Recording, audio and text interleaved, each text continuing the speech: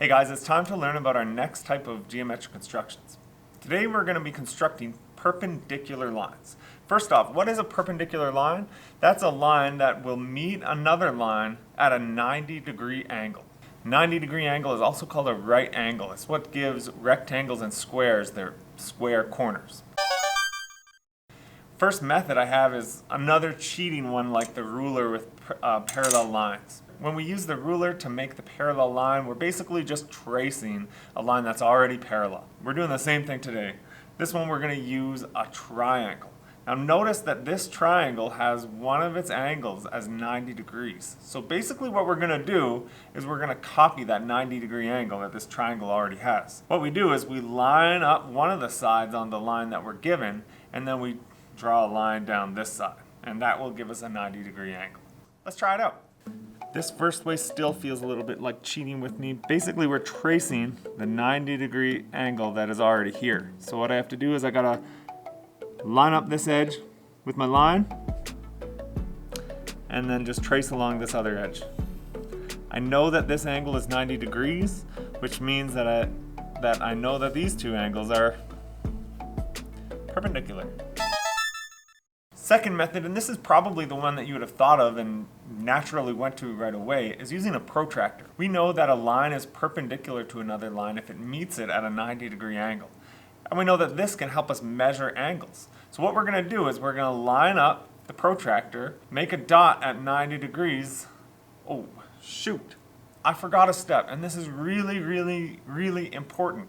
When you're drawing a line, you need 2 points. Before you put your protractor on the line, put a dot on the line. Use the little aimer thingy on your protractor and line it up on that dot.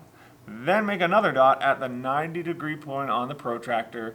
Draw a line through those two lines. That's very important, because if we don't have that starting dot that we put our aimer on, we have no idea if the line is going to meet it at 90 degrees. We could draw it in any direction and it will meet the line, but we won't know if it's 90 degrees unless we have two dots to make sure the line goes through it at a 90-degree angle.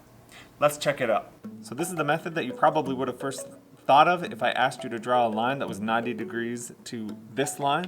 I'm going to line up my protractor and draw a dot at 90 degrees. But I can't do that yet. I have to have a point on this line first. The reason is you need 2 points to make a line. So if I just put this over here where I don't have a dot and I put a dot at 90 degrees, I have no idea what direction to draw my line. I could guess, but this way I can be sure. So I lined up my little aimer with the dot that I drew. I draw another dot at 90 degrees. And then I take my ruler or the other side of the flat side of my protractor and I draw a line through those dots. And there we go, a 90-degree angle, perpendicular. Third method is with a compass. This is a fun one. It's really easy and you need 2 circles. The key to this method is to make sure that you don't change the arms of your compass when you're drawing your 2 circles. Your 2 circles have to be the same size. Actually, that's not true. For our purposes, you should keep your compass the same size, same distance away, because it's going to help us when we talk about our next topic, perpendicular bisectors. This is really easy. Basically, you draw one circle, you move your compass, draw another circle so that the 2 circles overlap each other, and then you draw a line straight through where they intersect. Let's check it out. So using my compass is really easy. All I have to do is make sure that I draw 2 overlapping circles and draw the line through where they intersect. It'll be pretty obvious once you see. So I'm going to take out my compass, and I can put it wherever I want to on the line. Draw about a half of a circle, doesn't have to be a full half, and then put it anywhere you want to as long as the circle will intersect each other. Try to make sure that the intersection space is pretty big. You want a bigger intersection area to be able to get your perpendicular line more precise. So if I make sure they intersect, I'm going to go right here. You can see that they overlap each other, and we can see that they have 2 points where the circles cross each other. Now I'm going to take my marker and I'm going to draw a line through the spots where those two circles cross each other. Bam. There we go. I got a 90-degree angle.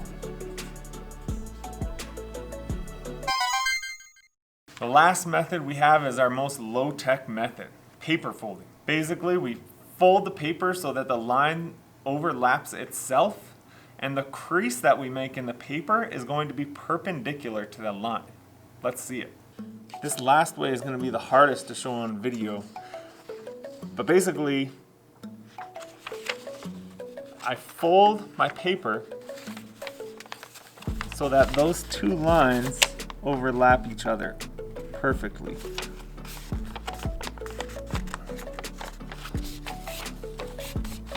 Okay, so you should hold it up to the light when you do this, because I don't think you'll be able to see this, but when I unfold my paper, you can see that these lines perfectly overlapped each other. And so the crease that I made is perpendicular to the line on my paper.